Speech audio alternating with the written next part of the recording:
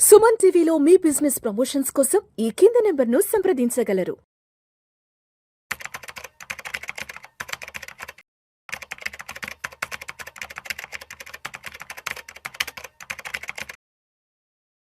నమస్తే, welcome to Vishnu talks. నేను విష్ణు. ప్రస్తుతం నాతో పాటు ప్రముఖ స్టాక్ మార్కెట్ అనలిస్ట్ రామచంద్రమూర్తి గారు ఉన్నారు. సార్తో మాట్లాడదాం. సార్, రామచంద్రమూర్తి గారు నమస్తే సార్. నమస్తే విష్ణు గారు. Welcome to Vishnu talks. Thank you sir. Yes. So Ramachandramurthy గారు, ఒక్కసారి ఇవాళ మార్కెట్ క్లోజింగ్ ఎక్కడుందో చూద్దాము. నిఫ్టీ విషయానికి వస్తే 87 పాయింట్లు నష్టపోయి 25,509 వద్ద క్లోజ్ అయింది. సెన్సెక్స్ విషయానికి వస్తే 148 పాయింట్లు నష్టపోయి 83,311 వద్ద క్లోజ్ అయింది. సో ఏంటంటారు, ఇవాళ ప్రధానంగా ఏ స్టాక్స్ బాగా అమ్మకాల ఒత్తిడికి గురయ్యాయి అంటారు? దానికి గల కారణాలు ఏంటనేది ఒక్కసారి మన ఆడియన్స్తో షేర్ చేసుకోగలరు? థ్యాంక్ యూ అండి. యాక్చువల్గా మీరు అన్నట్టు 25,500 దగ్గర మా మార్కెట్ వచ్చింది నిఫ్టీ. యాక్చువల్గా ఇది లాస్ట్ 3-4 డేస్ నుంచి కూడా బాగా ఫాలో అవుతుంది. అంతకుముందు హై వచ్చి 26,300 దాకా వచ్చింది. అంటే మనం ఆ టైంలో అనుకున్నాం ఇంకొక 1% ఆల్ టైమ్ హైకి గ్యాప్ ఉంది. దీపావళి తర్వాత బాగా ర్యాలీ వచ్చింది. సో అనుకొని చూసేలోపు లాస్ట్ 3-4 డేస్ నుంచి కూడా ఒక వరల్డ్ మొత్తం మీద ఒక అన్సర్టనిటీ అనేది ఒకటి క్రియేట్ అవుతుంది. సో దానివల్ల ఏమవుతుందంటే మార్కెట్లో అందరికీ కూడా ప్రాఫిట్ బుకింగ్ చేసుకుంటున్నారు ఎక్కువ మంది. అలాగే ఐటీ కంపెనీలు మేజర్గా డౌన్ అవటం వల్ల మేజర్ ఐటీ డ్రాగ్ అవుట్ అవుతుంది. అలాగే ఆటోమొబైల్ సెక్టర్ కూడా ఫాలో అయినాయి. అలాగే రిజల్ట్స్ కొంత మన ఇండియన్ రిజల్ట్స్ కొన్ని కంపెనీస్కి ఎఫెక్ట్ అవుతున్నాయి. పర్టికులర్గా గ్రాసిమ్ టాప్ 50 కంపెనీస్లో కొంత ప్రాఫిట్ బుకింగ్ జరిగి మనకి ఇదవుతుంది. అందుకని మెయిన్ రీజన్ కూడా ఒకటి తెరపైకి వస్తుంది. మీ దాకా వచ్చిందా? మార్కెట్లకి మరో ఉపద్రవం రాబోతుందంటూ కూడా నాకైతే అనిపిస్తుంది. ఎందుకంటే మళ్ళా మార్కెట్లు కొంత నష్టాలని చవి చూస్తున్నాయి. అంటే నేను విన్నది ఏంటంటే వెనిజులా వారు తెర మీదకి రాబోతోంది. అమెరికా వెనిజులా మధ్య కొంత యుద్ధ వాతావరణం నెలకొంటుందంటూ కూడా జస్ట్ ఇందాక ఆర్టికల్ చదివాను. ఏంటి అసలు ఇది ఎంతవరకు మార్కెట్లను ప్రభావితం చేసే అవకాశం ఉందంటారు? ఇదే ప్రభావితం చేస్తున్నాను ప్రజెంట్ లాస్ట్ 3 డేస్ నుంచి కూడా. అమెరికా ఆల్రెడీ వార్ ఫోర్సెస్ అంతా కూడా వెంజులాకి రెడీగా దగ్గరలో పెట్టారు. దానికి వెంజులా ఏంటంటే రష్యాకి సపోర్ట్ తీసుకుంది, మళ్ళీ చైనా సపోర్ట్ ఇచ్చింది.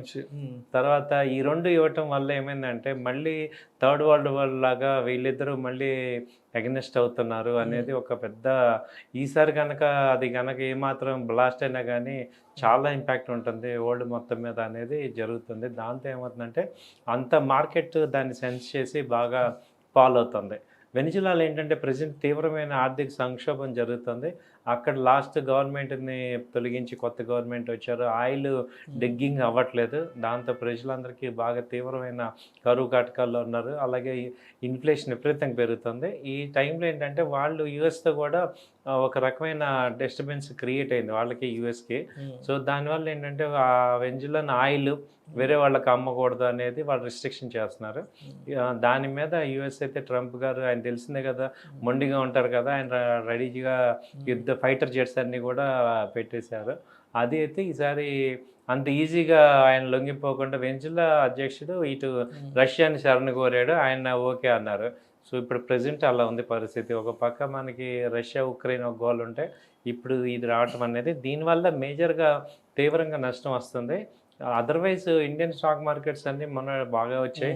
దీపావళి దాకా మంచి ర్యాలీ అనుకున్నా, మళ్ళీ 1 మంత్ కూడా కాలేదు, అప్పుడే మళ్ళీ బ్యాక్ యూటర్న్ తీసుకుంది.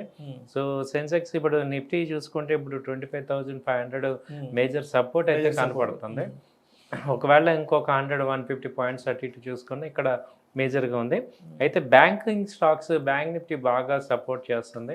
బ్యాంక్ నిఫ్టీ అయితే అంతకుముందు ఆల్ టైమ్ హై 58,500 దాకా కూడా వెళ్ళింది. ఇప్పుడు 57,500 దాకా వచ్చి ఇక్కడ మేజర్గా ఆగుతుంది. అలాగే బ్యాంకింగ్ స్టాక్స్ రిజల్ట్స్ కూడా ఎస్బీఐ రావాల్సి ఉంది. అలాగే అంతకుముందు వచ్చిన ఐసిఐసిఐ బ్యాంక్ కూడా కొంత నిరుత్సాహపరిచింది బ్యాంకింగ్ స్టాక్స్లో. బట్ ఈవెన్ కోటక్ బ్యాంక్ కూడా కొంచెం అంత రాలేదు. హెచ్డిఎఫ్సి అయితే బాగానే వచ్చే రిజల్ట్. సో ఇలా ఉంది, బ్యాంకింగ్ స్టాక్ మిక్స్డ్గా ఉంది. అలాగే ఇప్పుడు రిలయన్స్ అవి కూడా పాజిటివ్గానే వచ్చాయి. బాగా వచ్చిన రిజల్ట్ చూస్తే మనకి ఇప్పుడు ఏషియన్ పెయింట్ ఒకటి బాగా వచ్చింది, బ్రిటానియా రిజల్ట్ బాగా వచ్చింది. వాటి వల్ల కొంచెం వాళ్ళ బాగా లీడింగ్ స్టాక్స్ ఏంటంటే వాళ్ళ బ్రిటానియా ఒకటి, రిలయన్స్ ఒకటి, అలాగే ఏషియన్ పెయింట్స్ ఒకటి బాగా వచ్చాయి.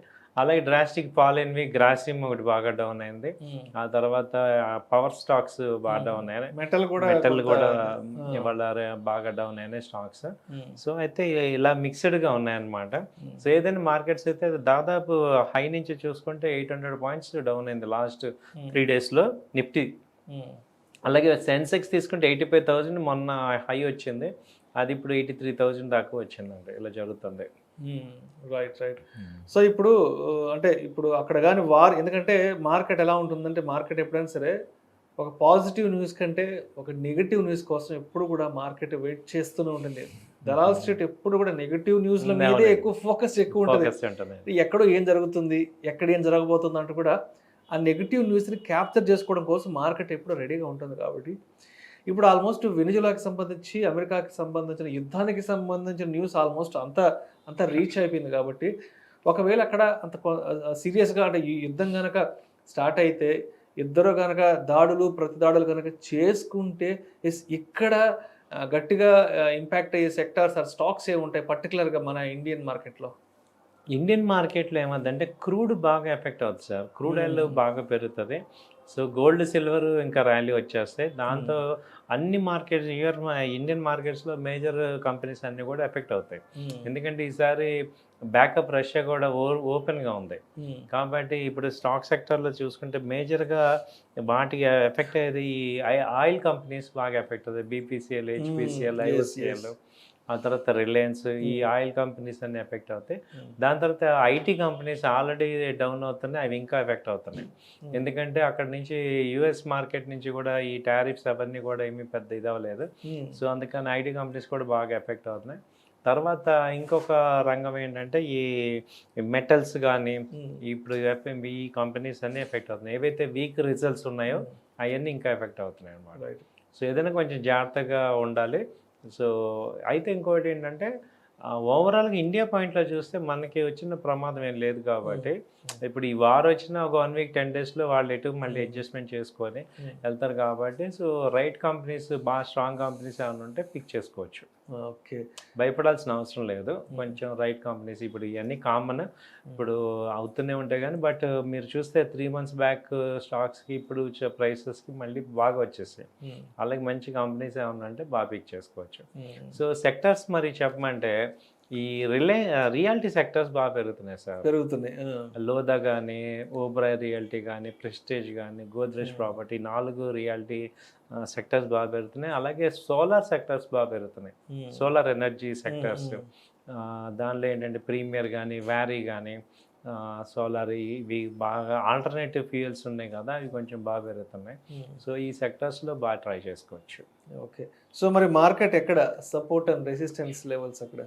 మ్యాక్సిమం ఇప్పుడు 25,500 నుంచి 25,300 మధ్యలో మేజర్ సపోర్ట్ ఉంది సార్. ఒక 200 పాయింట్స్. ఇంకా రేపు ఫ్రైడే కూడా ఇంకా కొంచెం డౌన్ అవ్వచ్చు. ఇక మండే నుంచి పిక్ చేసుకునే ఛాన్సెస్ ఉన్నాయి.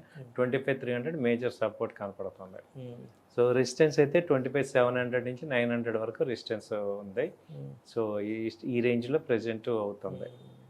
సో అదేవిధంగా రామచంద్రమూర్తి గారు 2025 ఇయర్ ఎండింగ్ కూడా వచ్చేస్తున్నాం. కాబట్టి ఆల్మోస్ట్ ఈ సంవత్సరం అంతా almost last year November, December నుంచి ట్రంప్కి సంబంధించి దగ్గర ఒక 10 to 11 months అంటే ఆల్మోస్ట్ ఒక 1 year ట్రంప్తో మార్కెట్లు బాగా ఇబ్బంది పడ్డాయి. మార్కెట్ ఫాల్ జరిగింది. కాబట్టి ప్రస్తుతానికి అయితే మాత్రం ట్రంప్ ఎఫెక్ట్ అనేది కొంత మనం అంతా సైడ్ చేసుకుని అన్ని డైజెస్ట్ చేసుకొని కూడా ఎక్కడికక్కడ డిస్కౌంట్ చేసుకుంటూ ప్రస్తుతానికైతే మార్కెట్లు బాగా నడుస్తున్నాయి, మంచి ర్యాలీలో నడుస్తున్నాయి. కాబట్టి సో ఇవన్నీ కూడా దృష్టిలో పెట్టుకుంటే నెక్స్ట్ 2-3 నెలల తర్వాత అంటే 2026 నాటికి మార్కెట్ ఎలా ఉండే అవకాశం ఉందంటారు?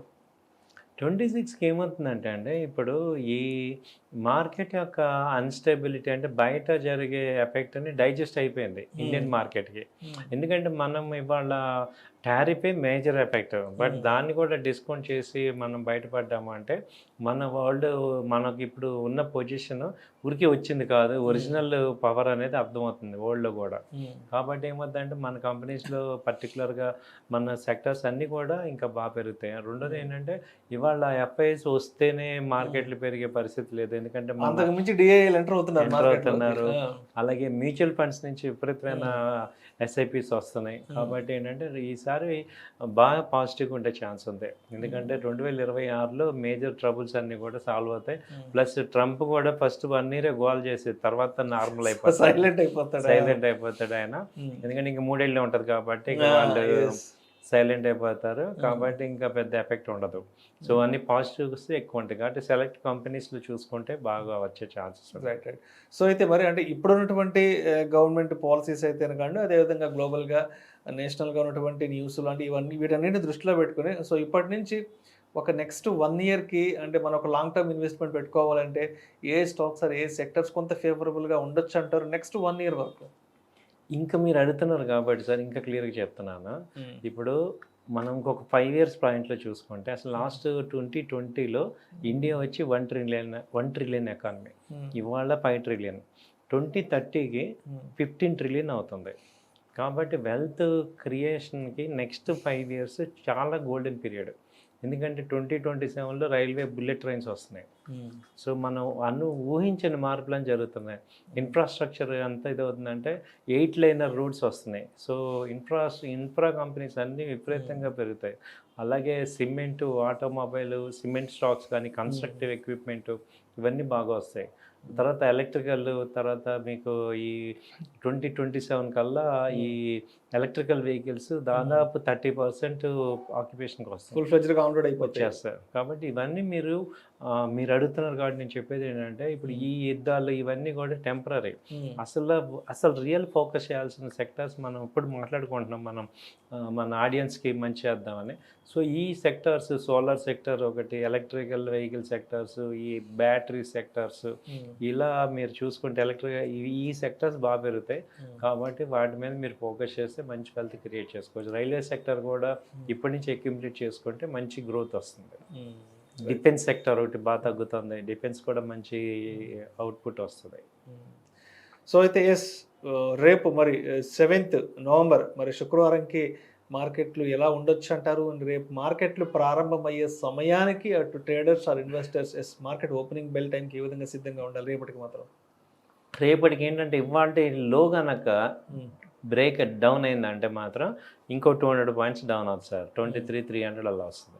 అంటే ఇవాళ క్లోజింగ్ లోని కనుక సపోర్ట్ తీసుకుందంటే 25,700 రేపు మంచి ర్యాలీ వస్తుంది. ఫ్రైడే జనరల్గా ఏమవుతుందంటే ఐదర్ ప్రాఫిట్ బుకింగ్ అవుతుంది లేకపోతే యాడింగ్ అన్న అవుతుంది. కాబట్టి 200 points కనీసం 150 points ప్లస్ ఆర్ మైనస్ అయితే అవుతుంది. సో టెక్నికల్గా ఏంటంటే బిలో లో అయితే లోయర్ లోస్ డౌన్ ట్రెండ్ వచ్చేస్తుంది. సపోర్ట్ తీసుకుంటే ఫాల్స్ బ్రేక్ డౌన్ సపోర్ట్ తీసుకుంటుంది. Right sir. Thank you sir. Thank you so much Ramachandramurthy గారు.